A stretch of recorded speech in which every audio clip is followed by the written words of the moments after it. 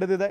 ರಾಜ್ಯಪಾಲರು ಸಂಪುಟ ಸಲಹೆಯ ಅನುಸಾರ ನಡೆಯಬೇಕು ಅನ್ನೋ ನಿಟ್ಟಿನಲ್ಲಿ ವಾದವನ್ನು ಮಂಡಿಸ್ತಾ ಇದ್ದಾರೆ ಅಭಿಷೇಕ್ ಮನು ಸಿಂಘ್ವಿ. ಮತ್ತೆ ನಾವಿಲ್ಲಿ ಗಮನಿಸ್ತಾ ಹೋಗೋದಾದರೆ ಇಡಿ ಏನೇನು ಹೇಳ್ತು ಅನ್ನೋದನ್ನು, ಇಡಿ ವರದಿಯಲ್ಲಿ ಅಕ್ರಮವಾಗಿ 1095 ನಿವೇಶನಗಳನ್ನು ಹಂಚಿಕೆ ಮಾಡಿದ್ದಾರೆ. ಸಿದ್ದರಾಮಯ್ಯ ಪತ್ನಿ ಮೂಡಾ ನಿವೇಶನ ಅಕ್ರಮ ಅಕ್ಷರಶಃ ನಿಜ ಅನ್ನೋ ನಿಟ್ಟಿನಲ್ಲಿ ಇಡಿ ಹೇಳಿಬಿಟ್ಟಿದೆ. ಅದು ಕೂಡ ಈಗ ಅರ್ಜಿದಾರರ ಪರ ವಕೀಲರು ಅಂದರೆ ದೂರುದಾರರ ಪರ ವಕೀಲರು ಏನಿದಾರಲ್ಲ ಈ ವಿಚಾರವನ್ನು ತೆಗೆದುಕೊಳ್ತಾರೆ ವಾದ ಮಾಡುವಂಥ ಸಂದರ್ಭದಲ್ಲಿ. ಇಷ್ಟು ದಿನಗಳ ಕಾಲ ಒಂದು ರೀತಿಯಾದಂಥ ವಾದ ಪ್ರತಿವಾದ ಆಯಿತು, ವಿಚಾರಣೆ ಆಯಿತು. ಆದರೆ ಇಡಿ ಯಾವಾಗ ಏನು ಅರ್ಜಿಯನ್ನು ಅಥವಾ ಈ ವರದಿಯನ್ನು ಸಲ್ಲಿಸ್ತೋ ಆ ನಿಟ್ಟಿನಲ್ಲಿ ಅಲ್ಲಿರುವಂಥ ಅಂಶಗಳನ್ನು ಇಟ್ಕೊಂಡು ಈಗ ಮತ್ತೊಂದು ರೀತಿಯಾದಂಥ ಪ್ರಬಲ ವಾದ ಆಗುತ್ತೆ ಅನ್ನೋದು ಭಾಳ ಸ್ಪಷ್ಟ. ಯಾಕೆ ಅಂತ ಹೇಳಿದರೆ 1095 ನಿವೇಶನಗಳನ್ನು ಅಕ್ರಮವಾಗಿ ಹಂಚಿಕೆ ಮಾಡಿದಾರಲ್ಲ, ಅದು ನಿಜಕ್ಕೂ ಇಲ್ಲಿ ಅರಗಿಸಿಕೊಳ್ಳಲಾಗದಂಥ ಒಂದು ಸತ್ಯ. ಇವುಗಳ ಮಾರುಕಟ್ಟೆ ಮೌಲ್ಯ ಈಗ 700 ಕೋಟಿ ರೂಪಾಯಿ ಆಗಿದೆ. ಬೇನಾಮಿ ಡಮ್ಮಿ ಹೆಸರಲ್ಲಿ ನಿವೇಶನ ಹಂಚಿಕೆ ಆಗಿರೋದು. ರಿಯಲ್ ಎಸ್ಟೇಟ್ ಮತ್ತು ಪ್ರಭಾವಿಗಳು ಈ ಸೈಟ್ಗಳನ್ನು ಖರೀದಿ ಮಾಡಿದ್ದಾರೆ ಅಕ್ರಮವಾಗಿ. ಏನು ದಾಖಲೆ ತಿರುಚಿ ಫೋರ್ಜರಿ ಮಾಡಿ ಪ್ರಭಾವ ಬೀರಿ 14 ಸೈಟ್ಗಳನ್ನು ಹಂಚಿಕೆ ಮಾಡಲಾಗಿದೆ ಸಿಎಂ ಪತ್ನಿಗೆ. ದಾಖಲೆಯನ್ನು ತಿರುಚಿದ್ದಾರೆ, ಫೋರ್ಜರಿ ಸಹಿ ಮಾಡಿದ್ದಾರೆ, ಪ್ರಭಾವವನ್ನು ಬೀರಿದ್ದಾರೆ. ಒಟ್ಟಾರೆಯಾಗಿ ಇದೆಲ್ಲ ಮಾಡಿ 14 ಸೈಟುಗಳನ್ನು ಹಂಚಿಕೆ ಮಾಡಲಾಗಿದೆ. ಸೈಟನ್ನೇ ಕೃಷಿ ಭೂಮಿ ಅಂತ ತೋರಿಸಿ ಜಾಗವನ್ನು ಖರೀದಿ ಮಾಡಿದ್ರು ಸಿದ್ದರಾಮಯ್ಯ ಅವರ ಬಾಮೈದ ಮಲ್ಲಿಕಾರ್ಜುನ ಸ್ವಾಮಿ. ಜಾಗದ ಮಾಲೀಕತ್ವ ಸಿಗುವ ಮೊದಲೇ ಸಿದ್ದರಾಮಯ್ಯ ಅವರ ಪತ್ನಿಗೆ ಸೈಟ್ ಮಂಜೂರು ಆಗಿದೆ ಅಂತ ಹೇಳಿ ಏನು ಇಡಿ ವರದಿಯಲ್ಲಿ ಉಲ್ಲೇಖ ಆಗಿರುವಂಥ ಪ್ರಮುಖವಾದಂಥ ಅಂಶಗಳು ಇದೆಲ್ಲವನ್ನು ತೆಗೆದುಕೊಳ್ತಾರೆ ದೂರುದಾರರ ಪರ ವಕೀಲರುಗಳು. ಇವೆಲ್ಲ ಅಂಶಗಳನ್ನು ಇಟ್ಕೊಂಡು ಇವತ್ತು ಕೋರ್ಟ್ನಲ್ಲಿ ವಾದವನ್ನು ಮಂಡನೆ ಮಾಡುವಂಥ ಸಾಧ್ಯತೆ ಇದೆ. ಅದಕ್ಕೂ ಮೊದಲು ಈಗ ಗಮನಿಸ್ತಾ ಇದ್ದೀವಿ, ದೇವರಾಜು ಪರವಾಗಿ ದುಷ್ಯಂತ್ ದವೆ ವಾದವನ್ನು ಮಂಡಿಸ್ತಾ ಇದ್ದಾರೆ. ಪ್ರಕರಣ 24 ವರ್ಷ ಏನೂ ಆಗಿರಲಿಲ್ಲ, ಈಗ ಆಕಾಶ ಕಳಚಿ ಬೀಳೋದಿಲ್ಲ, ಮೂಡಾ ವಿಚಾರವನ್ನು ವೈಭವೀಕರಿಸಲಾಗ್ತಾ ಇದೆ ಅನ್ನೋ ನಿಟ್ಟಿನಲ್ಲಿ ದೇವರಾಜು ಪರ ವಕೀಲ ದುಷ್ಯಂತ್ ದವೆ ವಾದವನ್ನು ಮಂಡಿಸ್ತಾ ಇರೋದು. ಏನೋ ಟಿಜೆ ಅಬ್ರಹಾಂ ಪರ ವಕೀಲ ರಂಗನಾಥ್ ರೆಡ್ಡಿ ಅವರು ಕೂಡ ಪ್ರತಿವಾದವನ್ನು ಮಾಡ್ತಾ ಇದ್ದಾರೆ. ಟಿಜೆ ಅಬ್ರಹಾಂ ದೂರುದಾರ, ಲೋಕಾಯುಕ್ತ ಮತ್ತು ಖಾಸಗಿ ದೂರಿನಲ್ಲಿ ದೇವರಾಜು ಆರೋಪಿಯಾಗಿದ್ದಾರೆ. ದೇವರಾಜುರನ್ನ ಆರೋಪಿಯನ್ನಾಗಿ ಮಾಡಲಾಗಿತ್ತು ಅನ್ನೋ ನಿಟ್ಟಿನಲ್ಲಿ ದುಷ್ಯಂತ್ ದವೆಗೆ ರಂಗನಾಥ್ ರೆಡ್ಡಿ ಕೌಂಟರ್ ಕೊಟ್ಟಿದ್ದಾರೆ. ಇದ್ರ ಜೊತೆಗೆ ಸಿಎಂ ಸಿದ್ದರಾಮಯ್ಯನವರ ಪರವಾಗಿ ಅಭಿಷೇಕ್ ಮನು ಸಿಂಘ್ವಿ ಮತ್ತು ಕಪಿಲ್ ಸಿಬಲ್, ಸುಪ್ರೀಂ ಕೋರ್ಟ್ನ ವಕೀಲ ಕಪಿಲ್ ಸಿಬಲ್ ವಾದವನ್ನು ಮಂಡಿಸ್ತಾ ಇದ್ದಾರೆ.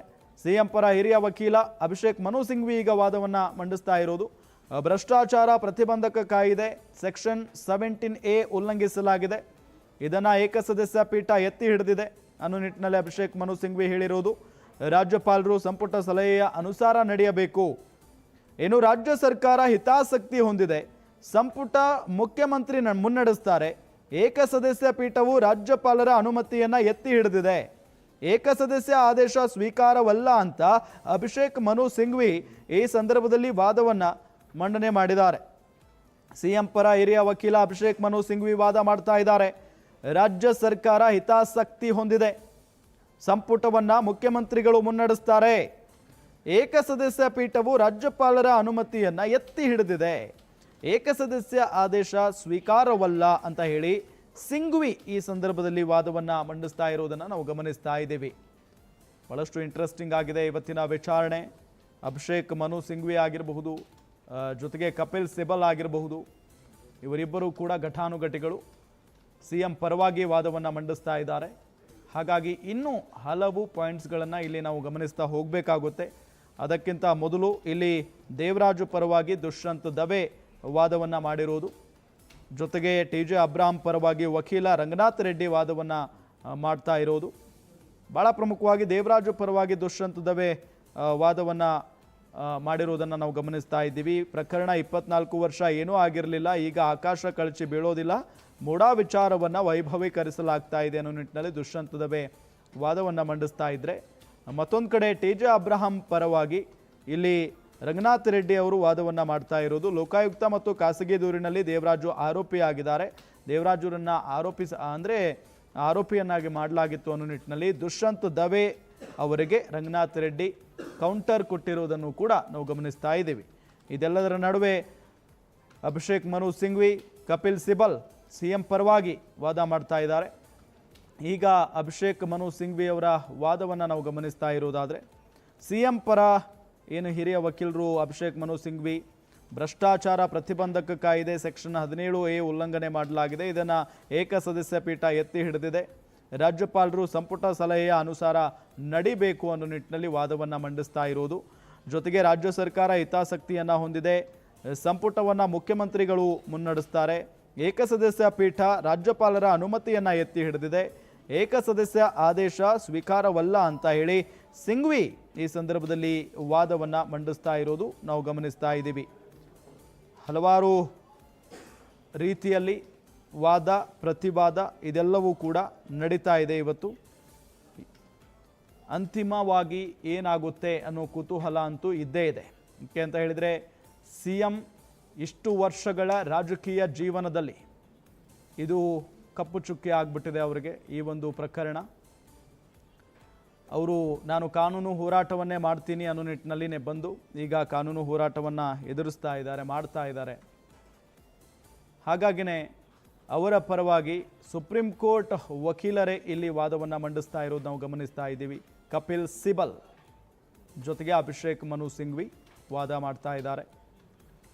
ಸಿಎಂ ಪಾತ್ರ ಏನೂ ಇಲ್ಲ ಇದರಲ್ಲಿ, ಮತ್ತು ಅಕ್ರಮವಾಗಿ ಸೈಟನ್ನು ಪಡೆದುಕೊಂಡಿಲ್ಲ ಅನ್ನೋ ನಿಟ್ಟಿನಲ್ಲೇ ಅವರು ವಾದವನ್ನು ಮಾಡ್ತಾ ಇರೋದು.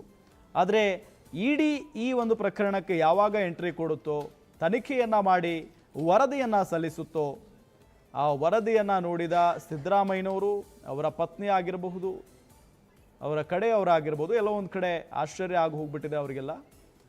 ಜೊತೆಗೆ ಇಡಿ ವರದಿಯನ್ನು ನೋಡಿ ಸಿದ್ದರಾಮಯ್ಯನವರು ಆಕ್ರೋಶವನ್ನು ವ್ಯಕ್ತಪಡಿಸಿದ್ದನ್ನು ಕೂಡ ನಾವು ಗಮನಿಸಿದ್ವಿ. ರಾಜಕಾರಣ ಮಾಡ್ತಾ ಇದೆ ಜಾರಿ ನಿರ್ದೇಶನಾಲಯ ಅನ್ನೋ ನಿಟ್ಟಿನಲ್ಲಿ ಆಕ್ರೋಶವನ್ನು ವ್ಯಕ್ತಪಡಿಸಿದರು ಸಿಎಂ ಸಿದ್ದರಾಮಯ್ಯ. ಇದರ ಜೊತೆಗೆ ಇಡೀ ಸಂಪುಟದ ಸದಸ್ಯರು ಆಗಿರಬಹುದು, ಕಾಂಗ್ರೆಸ್ನ ನಾಯಕರಾಗಿರಬಹುದು, ಇಡಿ ವಿರುದ್ಧ ಮುಗಿಬಿದ್ದಿದ್ದನ್ನು ಕೂಡ ನಾವು ಗಮನಿಸಿದ್ದೀವಿ. ಜೊತೆಗೆ ಇತ್ತ ಕುಮಾರಸ್ವಾಮಿಯವರು ಈ ಒಂದು ಪ್ರಕರಣದಿಂದ ಸಿದ್ದರಾಮಯ್ಯ ತಪ್ಪಿಸಿಕೊಳ್ಳೋದಕ್ಕೆ ಸಾಧ್ಯನೇ ಇಲ್ಲ ಅನ್ನೋ ನಿಟ್ಟಿನಲ್ಲಿ ಸ್ಟೇಟ್ಮೆಂಟ್ ಕೊಟ್ಟಿದ್ದಾರೆ. ಇದೆಲ್ಲದರ ನಡುವೆ ಇವತ್ತು ವಿಚಾರಣೆ ನಡೀತಾ ಇದೆ. ವಿಭಾಗೀಯ ಪೀಠದ ಮುಂದೆ ಅರ್ಜಿ ವಿಚಾರಣೆ ನಡೀತಾ ಇರೋದು ಇವತ್ತು. ಜೊತೆಗೆ ಈಗ ಏಕಸದಸ್ಯ ಆದೇಶ ಸ್ವೀಕಾರವಲ್ಲ ಅಂತ ಹೇಳಿ ಅಭಿಷೇಕ್ ಮನು ಸಿಂಘ್ವಿ ಅವರು ಇಲ್ಲಿ ತಿಳಿಸಿರೋದು. ಅದಾದ ನಂತರ ವಾದ ಮುಂದುವರೆದು, ಮುಖ್ಯಮಂತ್ರಿಯನ್ನ ರಾಜ್ಯಪಾಲರು ಆಯ್ಕೆ ಮಾಡಿಲ್ಲ, ಮುಖ್ಯಮಂತ್ರಿಗಳನ್ನ ಜನರು ಆಯ್ಕೆ ಮಾಡ್ತಾರೆ, ಹೀಗಾಗಿ ತನಿಖೆಗೆ ಆದೇಶಿಸಲು ರಾಜ್ಯಪಾಲರಿಗೆ ಅಧಿಕಾರವೇ ಇಲ್ಲ.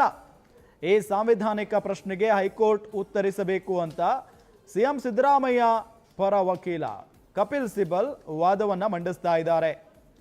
ಇಲ್ಲಿ ರಾಜ್ಯಪಾಲರಿಗೆ ಅಧಿಕಾರ ಇಲ್ಲ ಅನ್ನೋದನ್ನು ಪ್ರಮುಖವಾಗಿ ಎತ್ತಿರೋದವರು. ಮುಖ್ಯಮಂತ್ರಿಗಳನ್ನು ಜನ ಆಯ್ಕೆ ಮಾಡ್ತಾರೆ, ರಾಜ್ಯಪಾಲರು ಆಯ್ಕೆ ಮಾಡಲ್ಲ. ಹಾಗಾಗಿ ತನಿಖೆಗೆ ಆದೇಶಿಸಲು ರಾಜ್ಯಪಾಲರಿಗೆ ಯಾವುದೇ ರೀತಿಯಾದಂಥ ಅಧಿಕಾರ ಇಲ್ಲ. ಈ ಸಾಂವಿಧಾನಿಕ ಪ್ರಶ್ನೆಗೆ ಹೈಕೋರ್ಟ್ ಉತ್ತರವನ್ನು ಕೊಡಬೇಕು ಅನ್ನೋ ನಿಟ್ಟಿನಲ್ಲಿ ಕಪಿಲ್ ಸಿಬಲ್ ವಾದವನ್ನು ಮಂಡನೆ ಮಾಡ್ತಾ ಇದ್ದಾರೆ. ಜೊತೆಗೆ ಅಭಿಷೇಕ್ ಮನು ಸಿಂಘ್ವಿ ಇದಕ್ಕಿಂತ ಮೊದಲು ರಾಜ್ಯ ಸರ್ಕಾರ ಹಿತಾಸಕ್ತಿಯನ್ನು ಹೊಂದಿದೆ, ಸಂಪುಟ ಮುಖ್ಯಮಂತ್ರಿ ಮುನ್ನಡೆಸ್ತಾರೆ, ಸಂಪುಟವನ್ನು ಮುಖ್ಯಮಂತ್ರಿ ಸಿದ್ದರಾಮಯ್ಯನವರು ಮುನ್ನಡೆಸ್ತಾರೆ, ಏಕಸದಸ್ಯ ಪೀಠವು ರಾಜ್ಯಪಾಲರ ಅನುಮತಿಯನ್ನು ಎತ್ತಿ ಹಿಡಿದಿದೆ, ಏಕಸದಸ್ಯ ಆದೇಶ ಸ್ವೀಕಾರವಲ್ಲ ಅಂತ ಹೇಳಿ ಸಿಂಘ್ವಿ ಅವರು ವಾದ ಮಾಡ್ತಾರೆ. ಅದಾದ ನಂತರ ಮತ್ತೊಬ್ಬರು ಸುಪ್ರೀಂ ಕೋರ್ಟ್ನ ವಕೀಲರು ಇಲ್ಲಿ ಕಪಿಲ್ ಸಿಬಲ್ ಸಿದ್ದರಾಮಯ್ಯನವರ ಪರವಾಗಿನೇ ವಾದವನ್ನು ಮಂಡಿಸ್ತಾ ಇರೋದು. ಅವರು ಹೇಳ್ತಾರೆ, ಮುಖ್ಯಮಂತ್ರಿಗಳನ್ನು ರಾಜ್ಯಪಾಲರು ಆಯ್ಕೆ ಮಾಡಲ್ಲ, ಮುಖ್ಯಮಂತ್ರಿಗಳನ್ನು ಆಯ್ಕೆ ಮಾಡಿದ್ದು ಜನ, ಹೀಗಾಗಿ ತನಿಖೆಗೆ ಆದೇಶಿಸಲು ರಾಜ್ಯಪಾಲರಿಗೆ ಯಾವುದೇ ರೀತಿಯಾದಂಥ ಅಧಿಕಾರ ಇರೋದಿಲ್ಲ, ಅಧಿಕಾರ ಇಲ್ಲ. ಈ ಸಂವಿಧಾನಿಕ ಪ್ರಶ್ನೆಗೆ ಹೈಕೋರ್ಟ್ ಉತ್ತರವನ್ನು ಕೊಡಬೇಕು ಅನ್ನೋ ನಿಟ್ಟಿನಲ್ಲಿ